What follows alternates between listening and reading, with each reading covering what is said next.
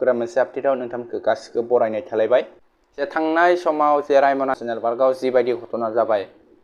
जे गुलि गावनाय जाथाय बेखौ लानानै दिनै आरो मोनसे आपडेट लाना फैलायबाय नोंथांमोननि सेराव जे माने बे जाथाया माबोरै जादोंमोन आरो मानि थाखाय जादों जे रायजोफोरा फोरमायनाय मथेबा बेखौ डाइरेक्ट नायजेरसो गावदों होननानै बेफोरबायदि फोरमायनायखौ जों नुदों। बेजोंनो लोगोसे आरो दा दावराव दैखेम नार्जारि सार बिथाङा गोख्रोङै बाथ्रा बुंनायखौ जों नुदों बेखौ खुनु बेफोरबायदि गावलायनाय जायाखै जास्ट माने बेखौ आन्थुखारिनानै बेफोरबायदि माबा खालामनानै डाइरेक्ट माथायाव गावदों होननानै बेफोरबायदि फोरमायनायखौ जों नुदों। आं भिडिअखौ आबुङै होनांगासिनो नोंथांमोना नायलांबा निस्सय बुजिगोन आरो मिथिगोन। बेजों लोगोसे माने जे बेफोरबायदि जुदि माबा खालामदोंमोनब्ला नङा होमबा बेफोरबायदि जुदि बंफं दानदोंमोनब्ला बेफोरबायदि आयेननि बागै माबा मोनसे भुल खामानि मावदोंमोनब्ला बेखौ माने जेल दङ आयेन दङ आयेननि बागै साजा होनो हागौमोन नङा जे जेल दङ जेलाव लांना दोनहैनो हागौमोन बेफोरबायदि खालामनो हागौमोन होननानै बेफोरबायदि फोरमायनायखौ जों नुदों। नंगौ बाथ्राया सैथोमार जुदि माबा मोनसे जुदि खालामदोंमोनब्ला एबा आयेननि बागै जुदि माबा मोनसे जुदि गाज्रि खामानि मावदोंमोनब्ला नङा होमबा बेखौ आयेननि बागै साजा होनो हागौमोन बेजोंनो लोगोसे जेलाव लांनानै दोनहैनो हागौमोन नङा होमबा बेखौ गावनो थाखायथ' जेबो दरखार गैया नङा होमबा बे माबा मोनसे जुदि माबाबासो नङा होमबा जे गोदोर जुदि क्लेम खालामदोंबा जुदि गोदोर माबा मोनसे खालामदोंबा बेखौसो गावनो थाखाय एसे सुबिदा थायो आरोना नङा होमबा जे बेजों लोगोसे दंफां दाननाय दंफां खावनायाव जुदि बेफोरबायदि जुदि आन्थु खेरायलायनानै गावनाया जोबोद गाज्रि बाथ्रा जादों। बेजोंनो लोगोसे दा ससियेल मिडियायाव गोबां गोसारगासिनो बेनि बागैनो बेनि थाखाय आंनोखौ आपडेटखौ लाना फैनाय जाबाय। बेजों लोगोसे दा दावराव दैखेम नार्जारि सार बिथाङा मा फोरमायखो नोंथांमोना नायलांबा निस्सय बुजिगोन आरो मिथिगोन। स' नायलांदो बिदिब्ला जै बर' आरो फुंखा बसुमतारी गावदों बेखौनो खोब अननाय जादों दिन दाखामोनफ्राव मुगथावथाव आरो बे जघन्य खामानि बेखौ मुगैनांगौ।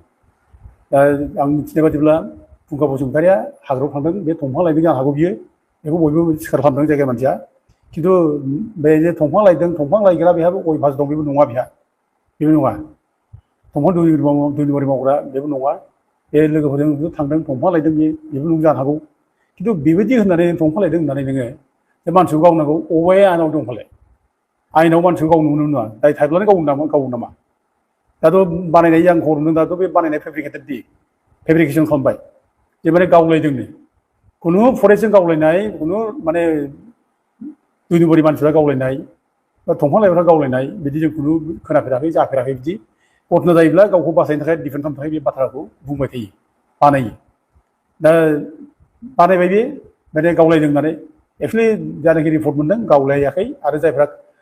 साब्रै मानसि खारनांगौदों जों लोगोआव दङ बिसोरबो डिटेल्स बुंबाय बिसोरबो जों खबर मोनदों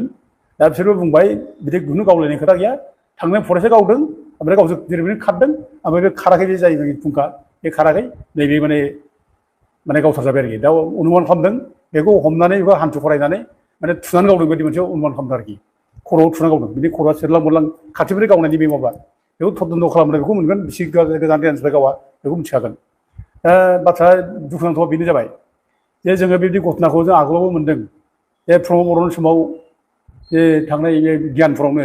2022आव हेमन्त नार्जारिखौ गावबाय एखेबारे हमनानै गावदों बेखौ एखेबारे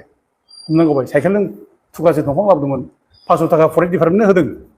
500 थाखा फरेस्ट डिपार्टमेन्टनो होनानै बे दंफांखौ लाना फैदों बुरजाफोराव लाना फैदों खिन्थु लामायाव बेखौ सोरांसि सासे इयुनजोनि मानसिया आनअथराइज भाबै बे फरेस्ट डिपार्टमेन्टनि सिलायखौ लानानै राइफलजों गावहैबाय खर' माने थुनानै बेसेबां अननाय बे बेसेबां इलिगेल बे बेसेबां इनजास्टिस बियो सोर हुखुम होदों बेनोलाय दा मा जाखो माने बिसारा माबा बिसार मोनदों बिसारथ' मोनाखिसै दा दंफां सिखाव दंफां खावग्रा होननानै नैबेखौ माने दाय होनानै फोजोबबाय दा दिनै फेमिलिया मा अबस्थायाव दं सोरबा खबर लादों बर'नि बे दानि बिटिसिनि जेनाखि नेताफोर खबर लादों बेबोथ' खबर लायाखै बिनि फिसाफ्रा बोरै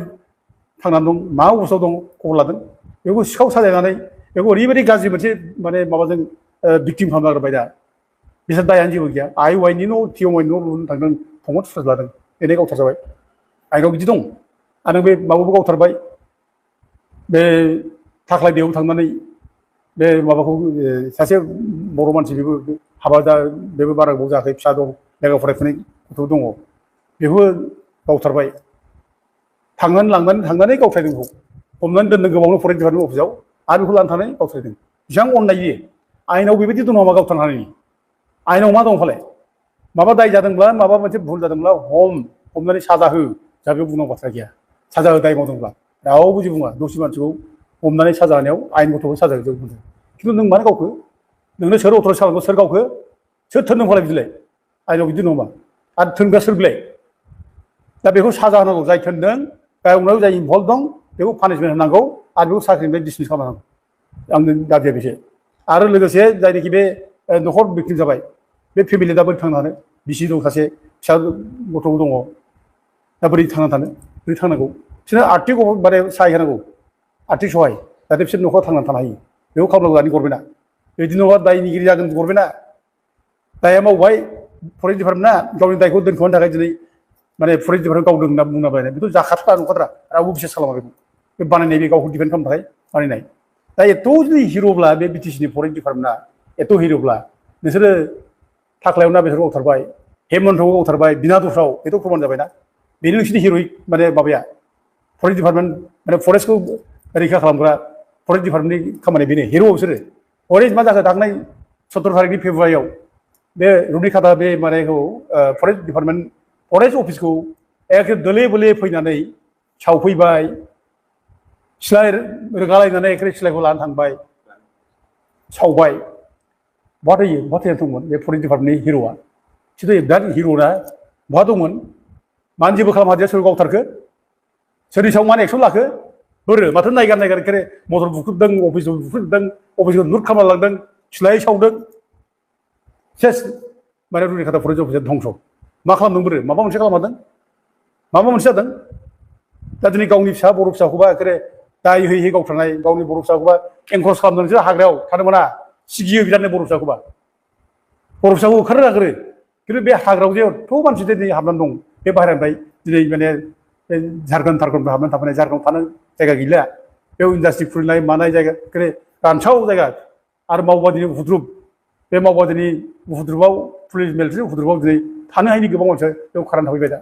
गोबां मानसि असिनाखि मानसि दं बेयाव भाषाबो रोङा जोंनि माने बे जायगानि भाषाजों मिलाया हाबनानै दंफैयो बिसोरखौ माबा मोनसे खालामदों थांनाय 17 तारिखनि जायनाखि घटना फरेस्ट बुथुमनाय बिनि उननिफ्राय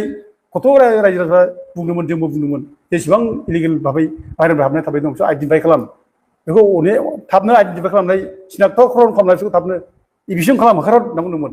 मा खालामदों बोरो मा खालामखो मा मोनसे खालामदों जेबोथ' खालामाखै बरंस' बिसोरनो ना हा होनोसो बेस्थ' दा हासो नांगौ बिसोरनो हासो नांगौ बेनो जाबाय जोंनि सरकारा बेनो जाबाय जोंनि फरेस्ट डिपार्टमेन्टनि माने हिर'इक स्पिरिटआ बेनो जाबाय मा खालामखो बोरो